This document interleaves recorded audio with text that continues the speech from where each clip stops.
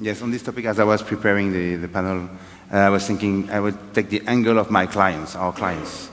And as Martin said, I've been a practitioner for 20 plus years, 25 years. What's driving CEOs and people in general is more fear than greed. And people are afraid. And when you talk to CEOs, when you talk to a lot of people, they are afraid of the digital, the technology, and they see disruption everywhere. You cannot go into a boardroom without having a question from an independent board member saying, can we be Uberized? It doesn't really know what it means, but it just put this on the table, and then the meeting is changing nature for the next 2 hours.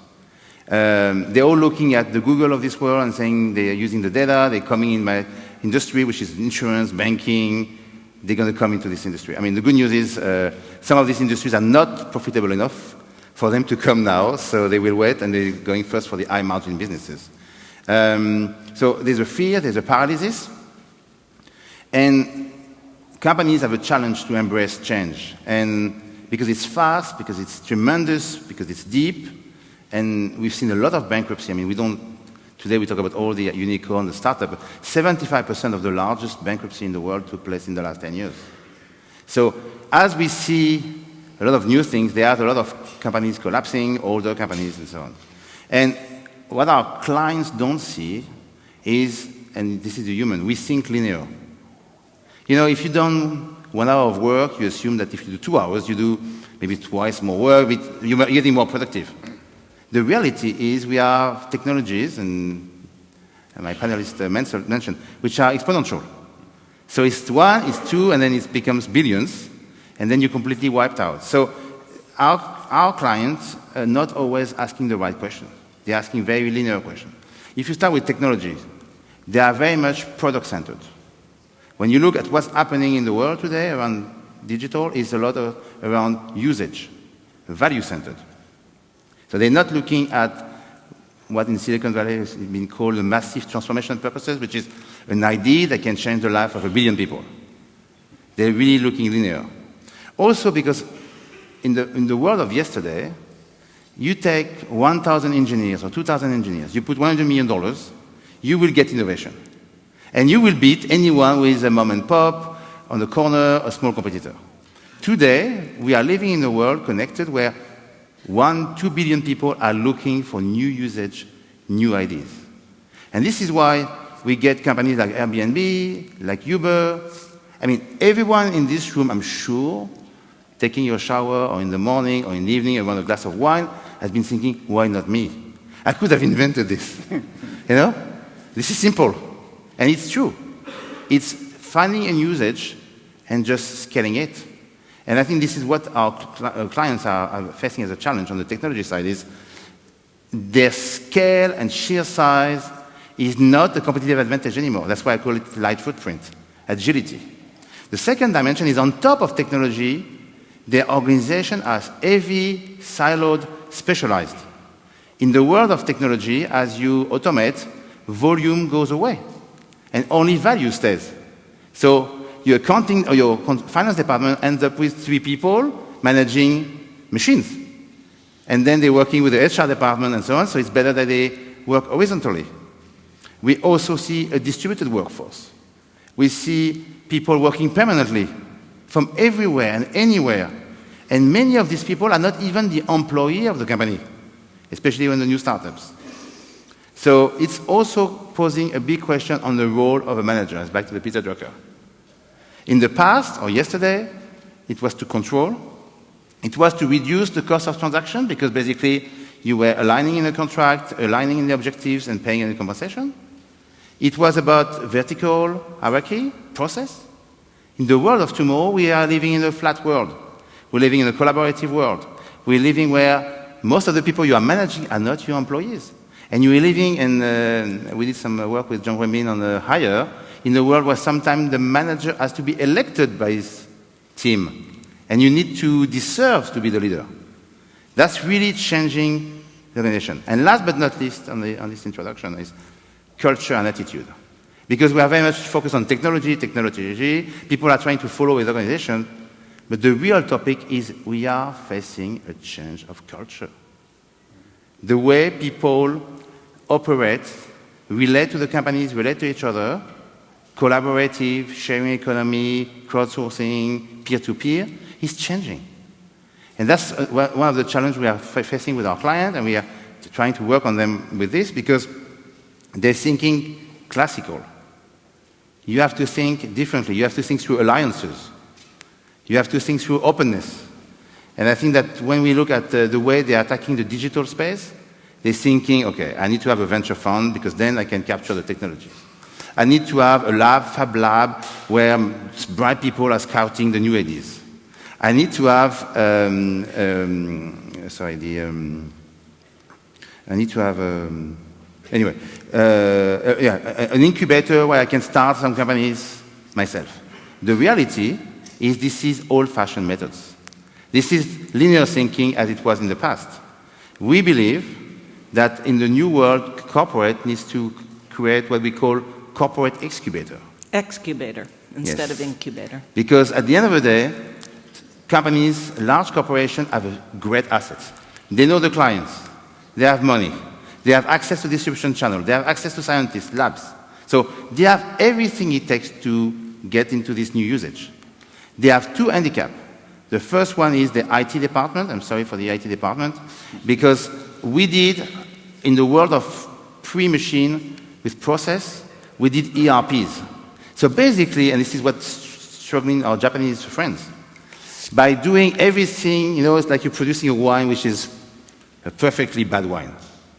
The process is perfect, the outcome is not what you want. So we were in the world of everything was structured, IT, and the second thing is the agility is not there.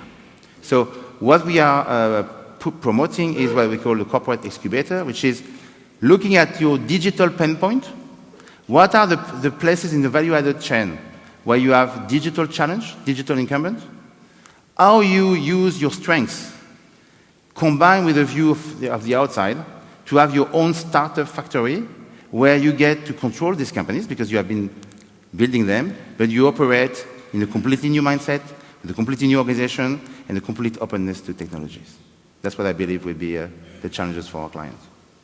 Okay, so if I understand the kind of the biggest picture of what you're putting on the table, your clients are coming to you with a sense that the rate and the scale of change is just to the point where they can't run any faster.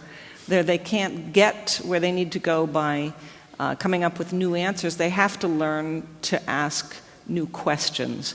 And so if Tom kind of put a vision on the table of the thing that has changed in our world has been that smart machines are now coming to knowledge work as opposed to staying where they had been for a long time, doing the dirty, dangerous, and dull work. Now they're in decision-making roles.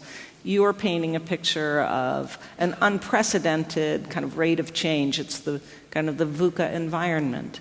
But so, Martin, do you agree? I mean, we hear this all the time, that the rate of change is accelerating, that do you agree that that's true? What do you think is causing that? I think it's very true, but I also believe there's an important distinction to make, which is things don't move faster.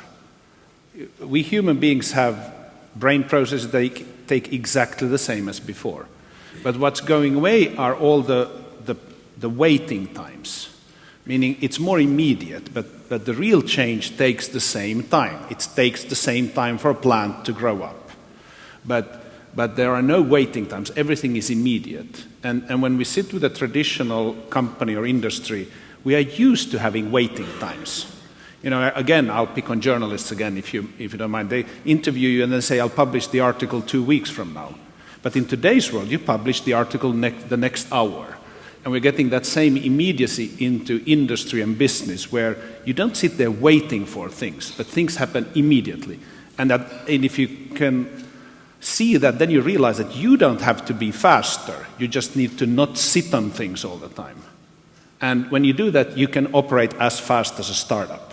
But it's the wait times that you eliminate. It's not that you have to run faster or be some super agile Superman that has some features that didn't exist before. I don't believe in that. I think we human beings, we are essentially the same as we were 50,000 years ago when we came out of Africa.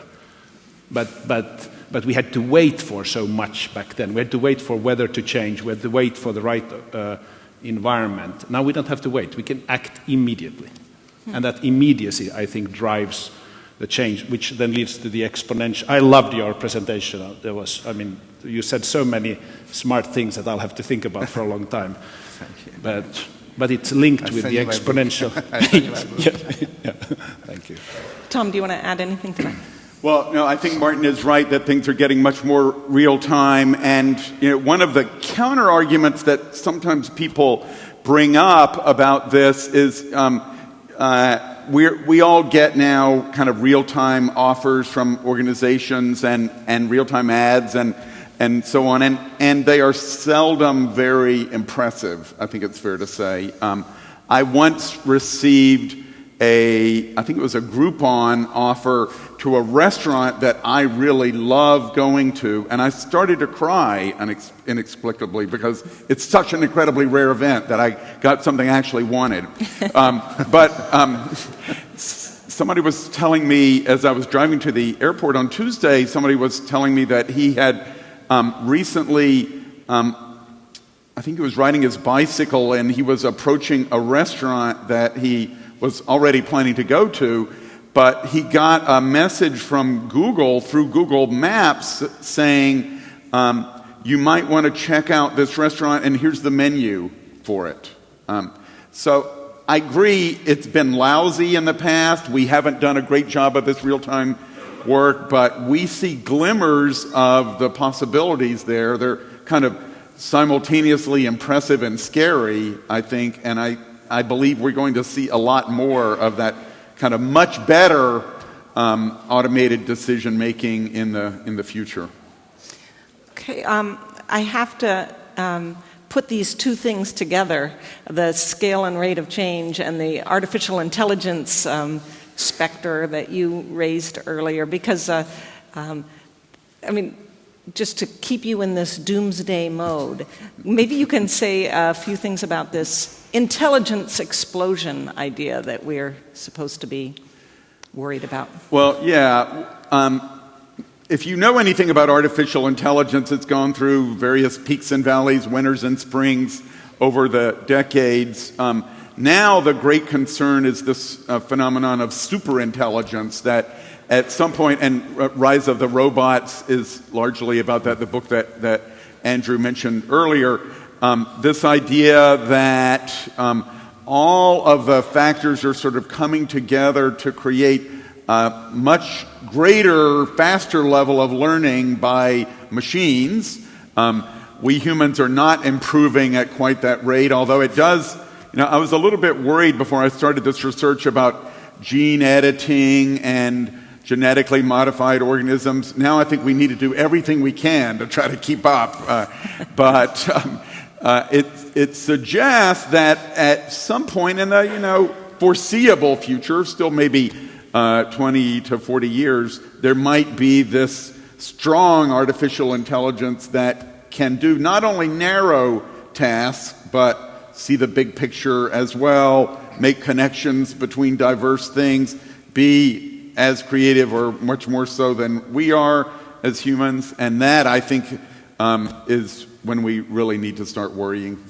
So that relates to this sort of jump from narrow intelligence to general. Isn't that the big debate in AI? When will artificial intelligence move to a general intelligence level that actually seems to resemble human intelligence? Yes, the somewhat depressing idea is that artificial intelligence, as impressive as it is now, is still considered weak AI. Strong AI when we have very capable general intelligence. Martin, before we move on, do you have any reaction to this idea of the excubator in a way that seems like that's what Silicon Valley has thrived by being? I will need to understand it better, but I completely agree that what happens in the startup world and in Silicon Valley cannot be applied to a large enterprise as such. Because if it could, why would we have Silicon Valley? So they are different beasts. And so I agree that what you said, that starting a venture fund and all of this that big companies do, it works for a short time and then it doesn't work. So you have to figure out what works for a large corporation that by necessity moves in a different way than a startup. So All right. I could very well believe in it, but I need to know more. And let's just keep you talking. It's now your turn to put a perspective yes. out on the table. Can I stand up? Absolutely. Thank you.